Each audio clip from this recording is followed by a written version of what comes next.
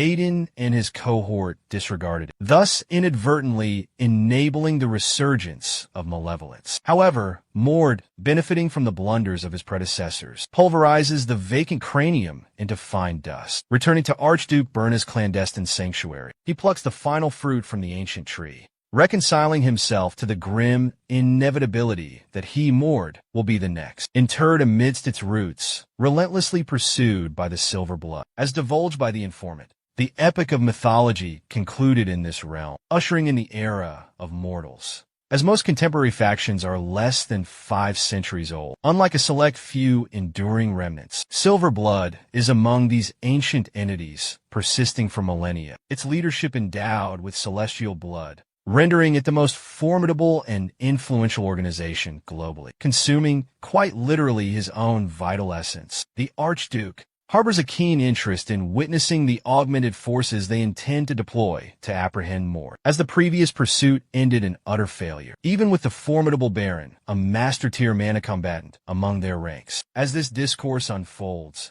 at the very dungeon where Mord recently unleashed chaos, 2 trackers are observed meticulously monitoring his every action. The fair-haired pursuer possesses the uncanny ability to discern the precise time elapsed since the devastation occurred, simply by making contact with a crimson shred of fabric fluttering from the shattered entrance. The other, distinguished by fiery locks, is demonstrably impetuous, should it not be already apparent, and eagerly anticipates engaging in the pursuit. After an extended period of covert surveillance, several days hence, Mordecai targeted another dungeon, but it too proved fruitless. This setback vexes Mord, for despite possessing perfect recall of everything perused within the novel, the author simply neglected to furnish information during the numerous temporal leaps within the narrative. Information which, in Mord's estimation, should have been provided, given Mord's inevitable entrance into the novel. Pressed for time, with a mere 8 months granted by Eldon, the subsequent course of action for our protagonist is to liberate a hex sorceress, who will bestow upon him an ancient blade. Kell is perpetually intrigued by Mord's profound knowledge, but unable to grasp his otherworldly origins. Mord resorts to artful deception. He proclaims that an inner deity guides his journey, a claim Kell instantly dismisses. Unexpectedly, Mord divulges his yearning to share his true secret with a kindred spirit. Perhaps this is foreshadowing. Several days later, the pair attain the mountainous summit, southeast of the Rutbound Kingdom. The locale appears eerie, shrouded in an enigmatic mist conjured by the sorceress's enchantment, which disorients one's sense of direction. This explains why the family offering them shelter cautioned them against venturing forth. For a renowned legend spoke of a sorceress of mist and mire, infamous for consuming souls using the veil of fog. When confronted with such a tale, one should wisely maintain a safe distance. Yet, there he stood, firmly rooted, and while nonchalantly elucidating how the mist served as the sorceress's instrument of manipulation, he carelessly advanced deeper into the perilous domain. Kell inadvertently invoked misfortune upon himself once more, succumbing to the phantasm conjured by the fog, when Mord abruptly vanished from his side. Observing Kell's disoriented state, Mord was overcome with compassion. He then employed the wolf goddess's amulet to liberate the bewildered elf from the enchantment's grasp, allowing him to experience its potency firsthand. Ironically, however, the enchantment's influence was not intended for malevolence. Instead, the sorceress extracted individuals from the fog's embrace and instilled within them a profound aversion to it, rendering them unwilling to even approach its ethereal tendrils. Perplexed, Kell inquired why a cursed sorceress would engage in such benevolent acts. Mord rectifies the misconception, stating she's afflicted by a curse, not inherently malevolent. She clarifies that the disappearances are attributed to feral beasts and the unintended consequences of poisonous botanicals. This revelation dispels the fabricated image of a monstrous, man-eating sorceress. Her narrative unfolds thus. She was once renowned as the paragon of beauty within the Elderba clan, captivating the hearts of suitors from distant lands. However, her fate took a sinister turn when she spurned the advances of a demigod who had sought her hand in marriage. This individual possessed the ability to wield cataclysmic forces and boasted the noble lineage of an esteemed clan, even among his divine peers.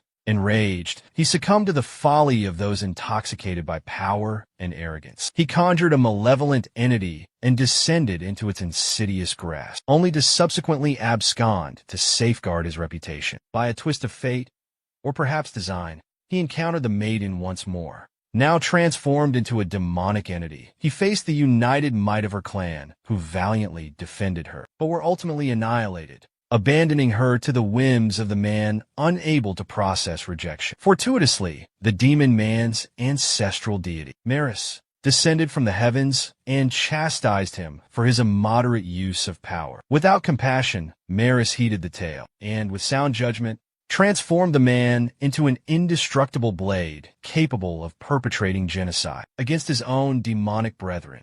The ancient god also felt obligated to uphold his clan's honor. Thus he condemned the girl to be the sword's guardian until its inevitable demise, ultimately securing victory for his own lineage. Noble words for such a trivial matter. Condemning the girl for possessing beauty too great for a mortal, when it was his own kinsman who acted with lustful intent. Mord recognizes her innocence.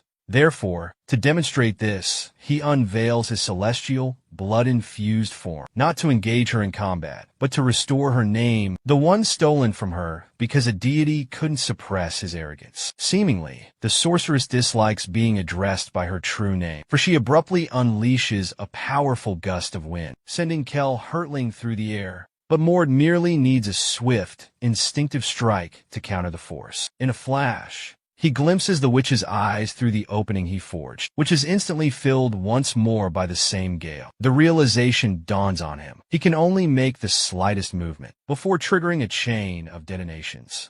He deftly circumvents this predicament, landing before the entity. But it's not the delicate anime creature one might anticipate. Instead, it's a colossal, Pokemon-esque behemoth, seemingly in denial, desperately defending something she hasn't protected in ages. Mord's words incite her fury, provoking her to unleash a barrage of random blasts throughout the forest. To subdue her, Mord proposes dialogue, a talk no jutsu, urging Kell to utter just the right phrases to win her over. However, Mord firmly believes in the supremacy of strength and utterly obliterates the witch's aura. To placate her, he then invokes the name of her clan, Elderba, the clan that bravely faced the god's wrath on her behalf, causing the sorceress to recoil momentarily, creating an opportunity for another ruinous blow to her head. Invoking the name of her slayer, Calby's is undoubtedly a cruel jab, but Mord is not one for mawkishness.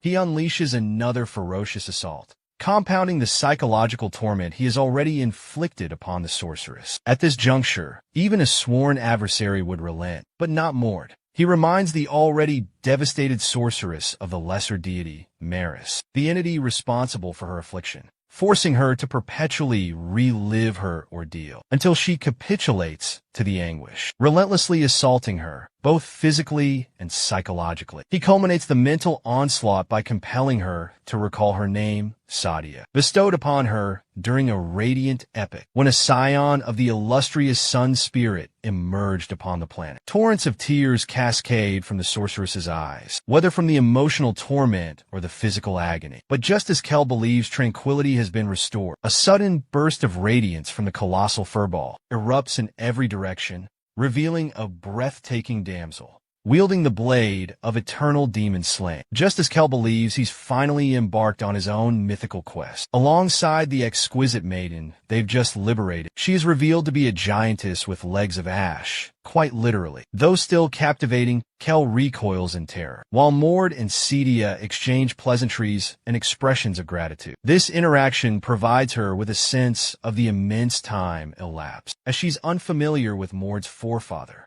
the deity of conflict, Burnus, for he only ascended to divinity after the mythical age concluded. As she stands there, astounded that her kin have been unrestrained for such an extended period, Mord reveals a vestige of that bygone era, a relic through which tales of that time are still recounted. Fragments of tranquility from the utopian world that were dispersed after the epoch of the ancient deities ended. The one Mord currently holds is a mire shrouded in mist that coalesces with those containing the celestial canvas and towering peaks, This brings his total world peace count to 5, 3 conjoined and 2 independent fragments. Before he can reciprocate the acquisition of the world peace, the trio is accosted by impertinent intruders who are utterly unaware that this encounter will undoubtedly prove fatal. They menace, quite literally, the most formidable being in existence thus far, grinning foolishly like inept spies who should have conducted prior reconnaissance on their target. Their air of mystery evaporates immediately as Mord exposes their affiliation with the Silverblood. However, since he shouldn't possess this knowledge, according to the established narrative, he fabricates a flimsy excuse, asserting that individuals with divine blood possess the ability to discern such matters. The supposed expert spies remain dubious of this explanation. For the first time in this narrative, an adversary actively chooses not to sabotage Mord and commands his subordinates to unleash their full might. From the outset, however, he does this due to a suspicion that Mord has concealed reinforcements, unaware that this demigod of a man is the reinforcement. All three of them, they unleash their ancestral power, one of them a lycanthrope. Mord, with his prodigious memory, perfectly recalls every detail about the descendants of each lineage, including the progeny of divine beasts. He recollects that they metamorphose into the visage of their inherited bloodline. The highest-ranking officer among the trio is a canine shapeshifter. The woman, a mid-level officer of the Silverblood, holds the rank of a high-ranking mage of the Seventh Circle in her standard form, ascending to Archmage upon releasing her sacred blood. She is also an exceptionally skilled tracker. Mord deduces that she can only utilize her abilities in support of another assailant within the group, or perhaps a legion on its way, posing a formidable challenge even for him. However, our steadfast protagonist always anticipates. He commands Kel to escort Sedata to safety and return, leaving the hapless youth no opportunity to protest. The preposterous decision to confront all three adversaries simultaneously, witnessing Mord's transformation into his liberated divine blood form, astounds them, but their astonishment is understandable considering his mere 15 years. Nonetheless, they regain their composure, swiftly enough to prevent Kel's escape with Sadia, before he can even utilize his cloaking ability.